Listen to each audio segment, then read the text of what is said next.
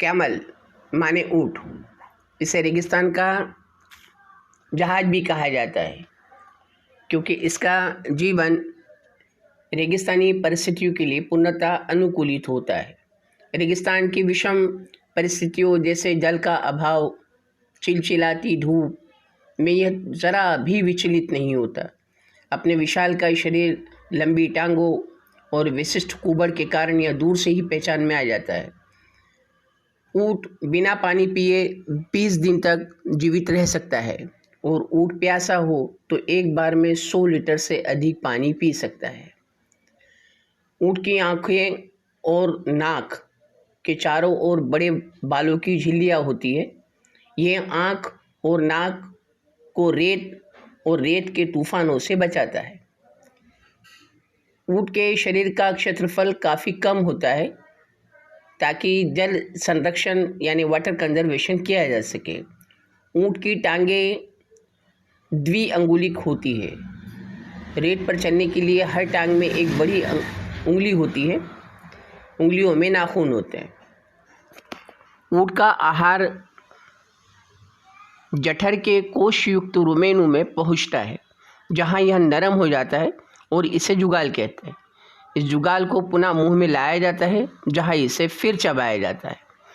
लंबे रेगिस्तानी ट्रैवल्स पर निकलने से पहले ऊँट खूब पानी पी लेता है। इस प्रकार खाद्य पदार्थों के संचयन होने से ऊँट का कुबड़ ऊंचा और ठोस हो जाता है। जैसे जैसे कुबड़ की चर्बी पिघलती जाती है, कुबड़ के ऊपर की त्वचा सिकुड़ती एक थैली के रूप में लुढ़क जाती है।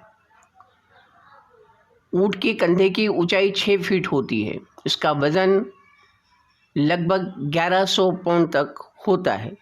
मादा ऊँट 370 से 420 दिन की गर्भधारणा के पश्चात एक बच्चा जन्म देती है। ऊँट की एक विचित्र और अजीब आदत है दांतों से काटने की। अपने शत्रुओं को यह कुत्ते की तरह काट खाता है।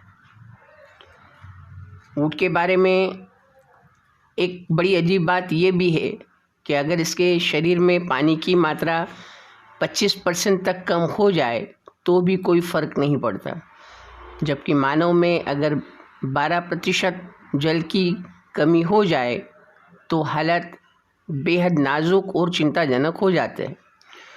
ऊँट की मुख्यतः 2 प्रजातियां होती हैं। पहली एक कुबड़ वाली यानी अरेबियन और दूसरी 2 कुबड़ वाली यानी बैक्ट्रियन।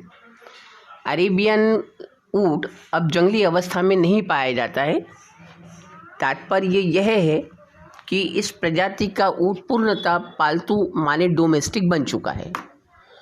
2 कुबड़ वाला ऊँट केवल गोबी मरुस्थल यानी गोबी के डिजर्ट में पाया जाता है।